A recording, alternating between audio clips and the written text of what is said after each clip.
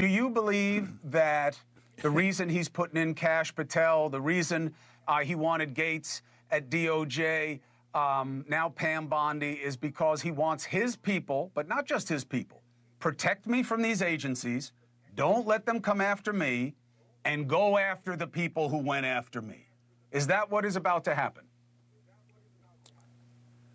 Well, I think it's a very complex issue, Chris, but I think you're on to it, which is that the president, any president, has their prerogative to put in charge of, in their cabinet, who they want to run these agencies. That you and I agree on that. President's prerogative. The Senate, they have a job of advice and consent, but with 53 Republican senators. Republican senators are going to be hard-pressed to vote against any of these nominees because they're going to be looking at Republican primaries if they do. So that's where we're going to get into some potential issues going down the road. Now, on Cash and on Pam Bondi and others, the president is putting in change agents. That's what he promised the American people, and that's what he's doing. He is putting in people who are going to tear it out by its roots. The American people, you're correct. It was a rejection election. They rejected the FBI as it is today and DOJ as it is today.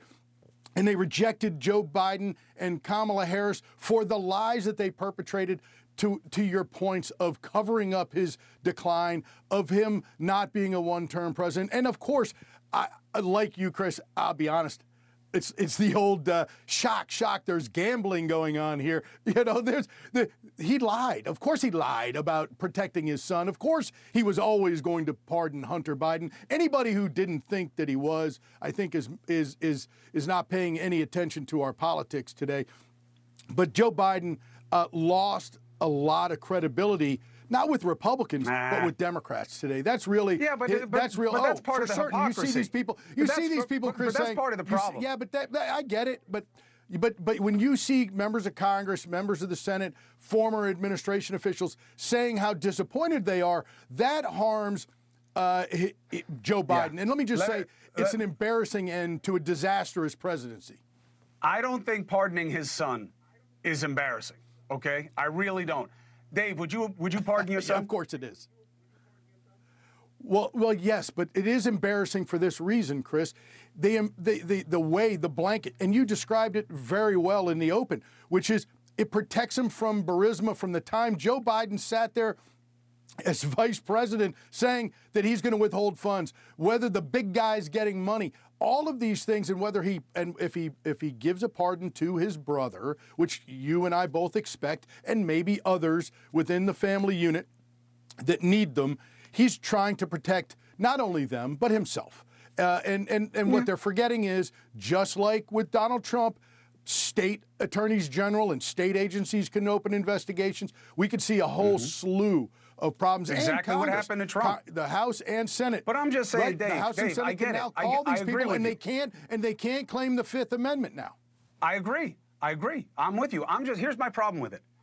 I don't care about any of it compared to comprehensive immigration reform, compared to figuring out how to keep social media from censoring opinions that the owners don't like. This is what people are worried about, not one side constantly getting into power and going after their opposition again. I really hope that you guys are careful about it. And I don't put, by the way, Cash Patel and Pam Bondi in the same bucket, by the way. I think Pam Bondi was a good choice. I think she checks both boxes. She's got legitimate credentials, and obviously she comes from Trump world. Cash Patel, I think, is a tougher sell. Yeah, I disagree. He's not as well known as Pam Bondi, but he is not because he never did the job. Cash Patel served as chief of staff for the Department of Defense. That's 3 million plus employees, $740 billion a year budget, and $2 trillion in assets. He served as the deputy national security advisor. This is a guy who oversaw all 17 intelligence agencies. He worked as a prosecutor in the Obama Justice Department. He has incredible experience. He has a depth of knowledge. And let me tell you, Kash Patel is exactly the right kind of person to get in there. Hey, thanks for watching. Go to joinnn.com to find NewsNation on your screen. And don't forget, click the red subscribe button below to get more of NewsNation's fact-driven, unbiased coverage.